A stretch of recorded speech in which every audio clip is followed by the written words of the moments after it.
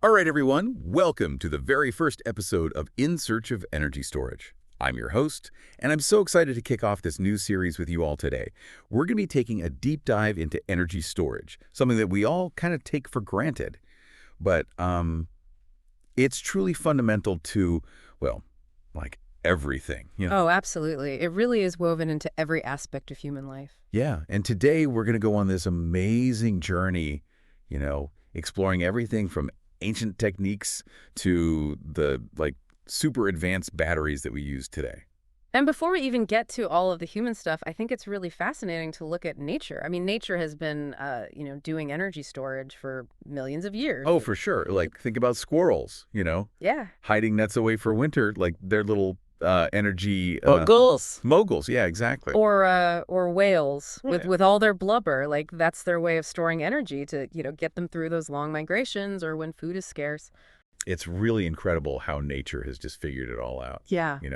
And it kind of makes you realize that energy storage is like this basic principle of life itself, It is. It's Yeah. pretty amazing. And it's really interesting to see how those examples from nature actually kind of like foreshadow some of the ways that humans have approached energy storage, over time. Speaking of humans, where did we even begin with energy storage? I mean, it's not like we started with lithium-ion batteries, right? No, definitely not. We had to start somewhere much, much simpler. Our ancestors, they were focused on food preservation, drying meat in the sun, storing grains, fermenting foods, all these techniques to, make energy last longer. I mean, those methods might seem basic to us now, but back then that was revolutionary stuff. Like, it allowed people to settle down, Right. start farming, and basically, build a foundation for civilization as we know it. Exactly. It's amazing to think about. Yeah, and as societies got more complex, so did the need for energy storage, obviously. And a really big moment in all of this was the invention of refrigeration. Oh, yeah. Huge, huge moment. That changed everything, right? Can you imagine life without, fresh produce or like a cold drink on a hot day? Refrigeration revolutionized how we, Yeah. store food, transport it. It affected, public health, global trade, everything. I mean, it really did. It had a massive impact, and it's really just one example of how advances in energy storage have been pushing, progress forward. Like, think about the Industrial Revolution. Yeah, the Industrial Revolution. Yeah. Steam engines, factories, all that stuff. Mhm. But what does it have to do with energy storage? Well, you see those steam engines, right? Yeah. They needed coal to run. And coal is, yeah, well, it's a stored form of energy, right? It comes from ancient plant matter. And then there's electricity, which also came about during the Industrial Revolution.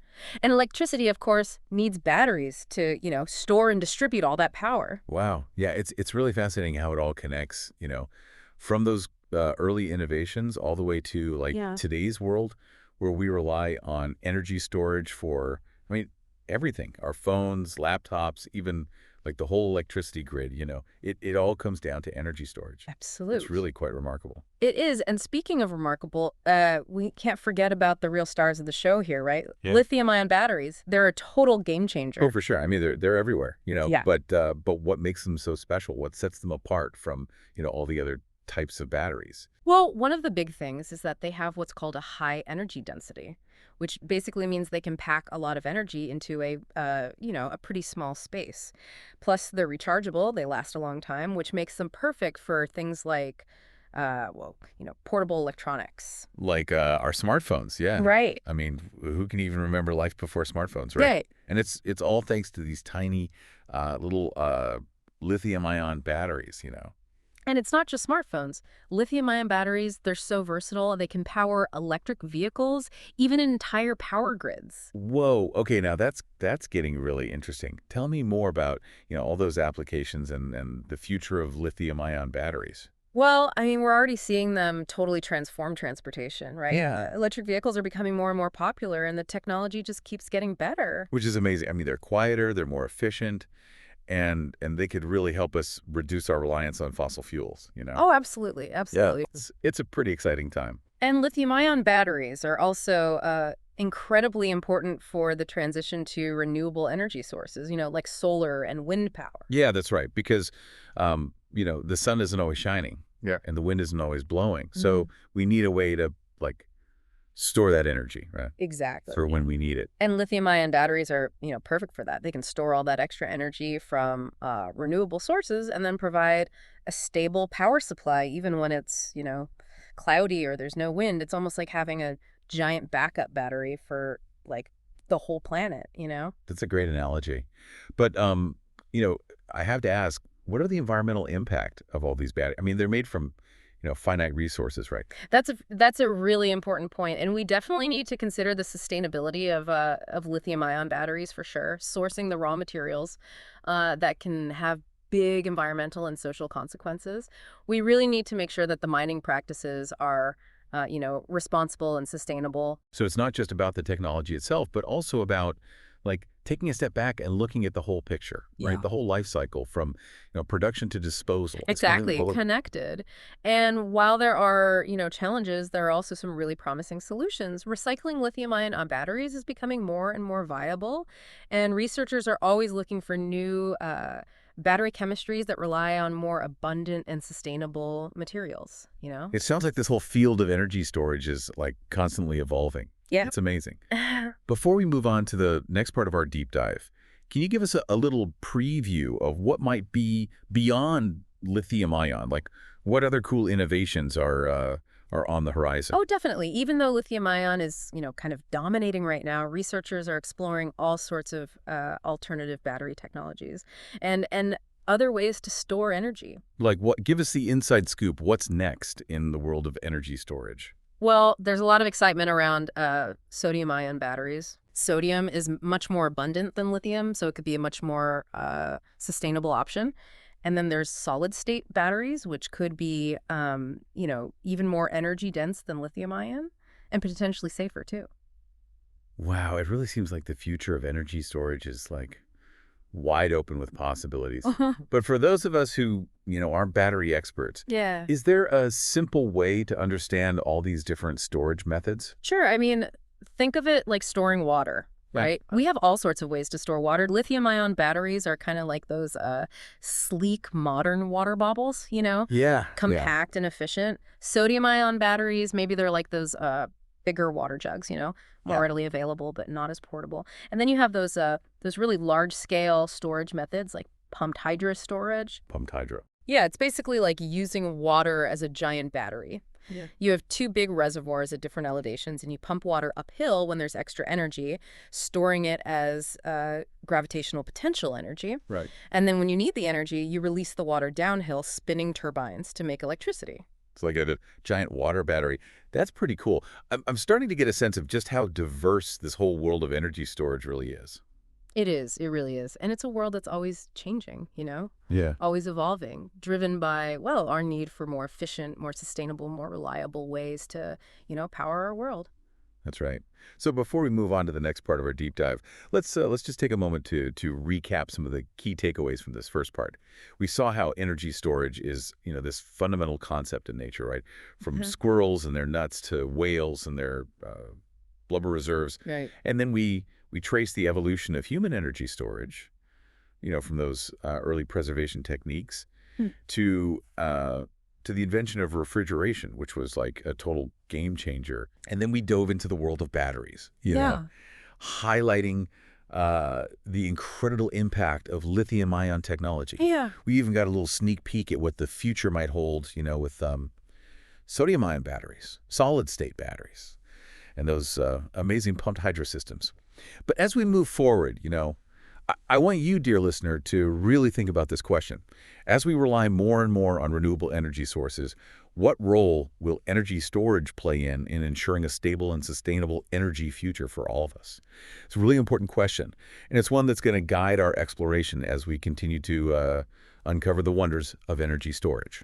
Welcome back to our deep dive into the world of energy storage. So we've seen how energy storage has really driven some incredible technological advances, but now I think it's time to zoom out a little, look at the bigger picture. How does energy storage fit into the global puzzle? That's exactly what we're going to explore now. It's not just about powering our devices or even our cities. It's about the whole trajectory of human civilization.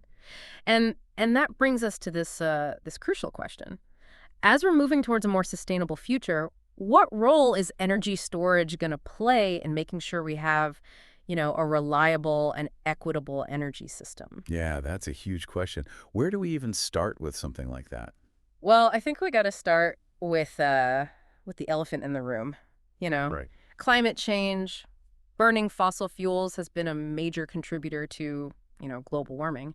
And switching to renewable energy sources is absolutely essential if we want to, mitigate this crisis. Right. Yeah. I mean, we hear about that all the time. Solar power, wind power, they're always being talked about as, clean energy solutions of the future. Yeah. But haven't there always been issues with like those sources being intermittent? Like the sun isn't always shining, the wind isn't always blowing, you know. Exactly, and that's precisely where energy storage comes in. Solar and wind energy, they're variable, right? But if we have efficient energy storage, we can capture all that extra energy when it's available and then release it when we need it, smoothing out those fluctuations, making sure we have a consistent power supply. So it's kind of like having a buffer, right? A way to save up that sunshine and wind power, like Yeah. for a rainy day, so to speak. Exactly. It's a bridge between the intermittent nature of renewables and our constant need for power in the modern world. Yeah, that makes a lot of sense. You- Starting to see how like crucial this whole thing is. Right. But how do we actually achieve this like large scale energy storage? What are the options? Well, we talked about some promising technologies already, like lithium-ion batteries. Yeah. They're great for smaller scale stuff, and they're getting, better and cheaper all the time.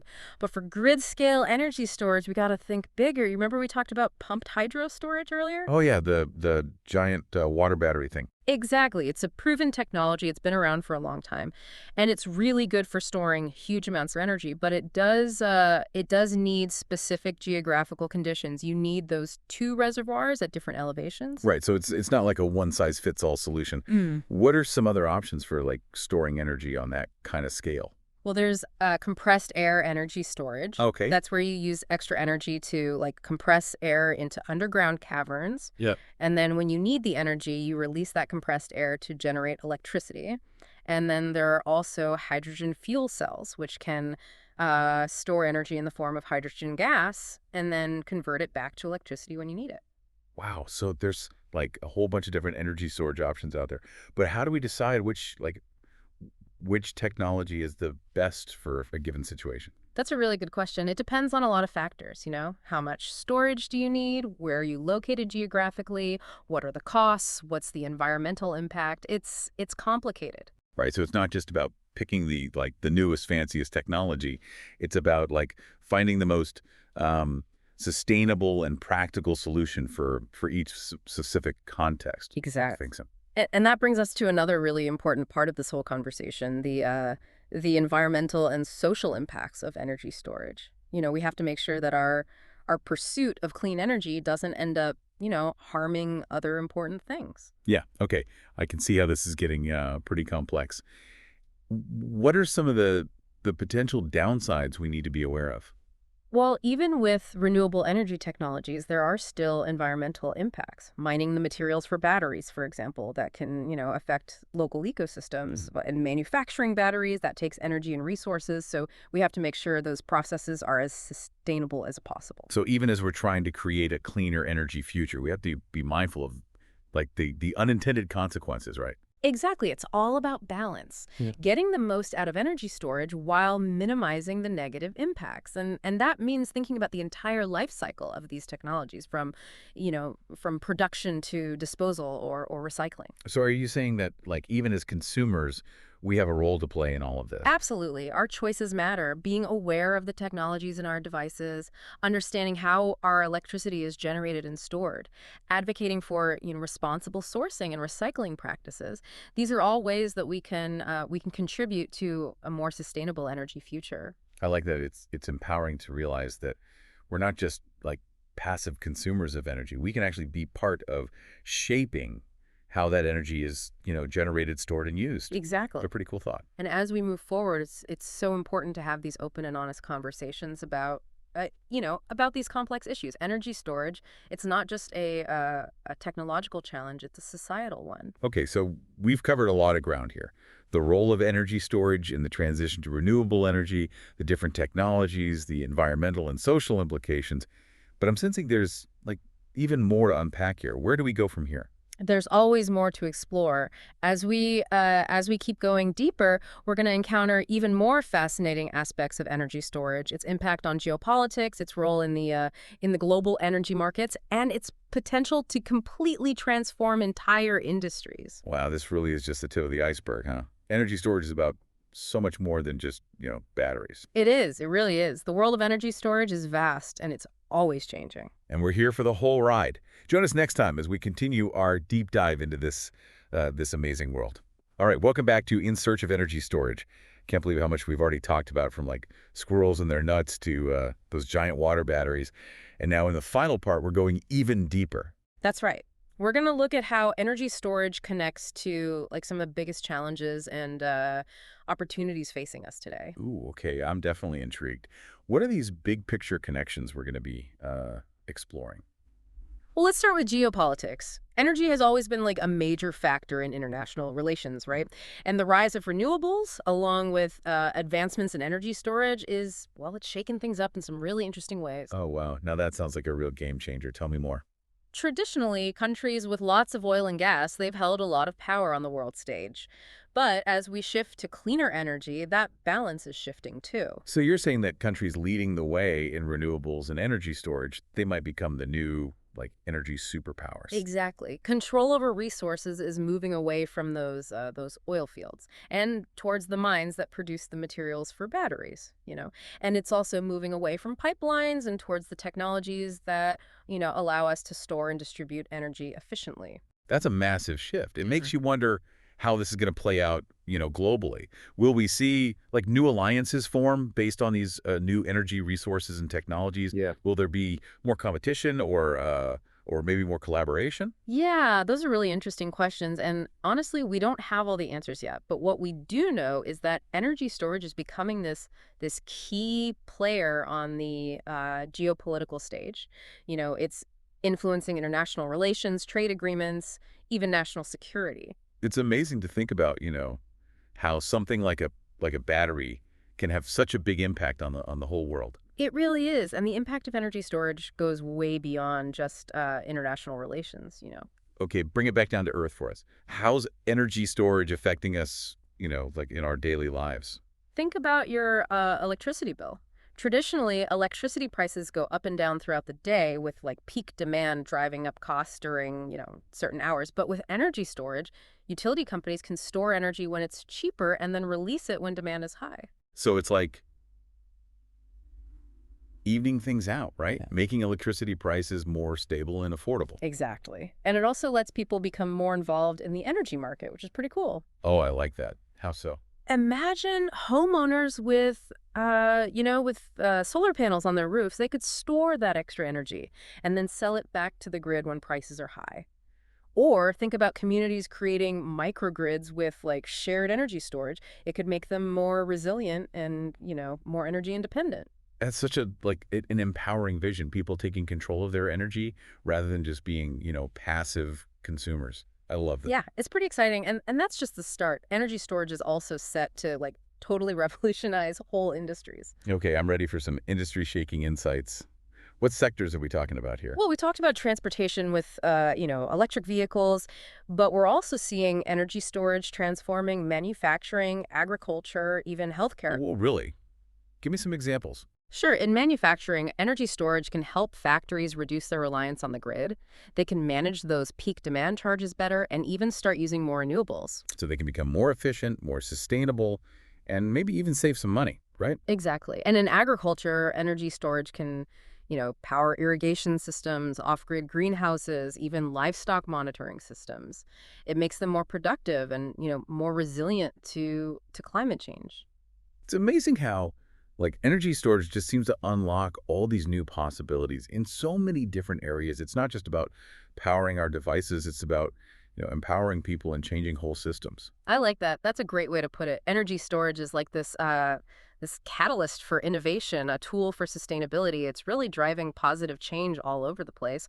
Well, I don't know about you, but I'm feeling really inspired after this whole conversation.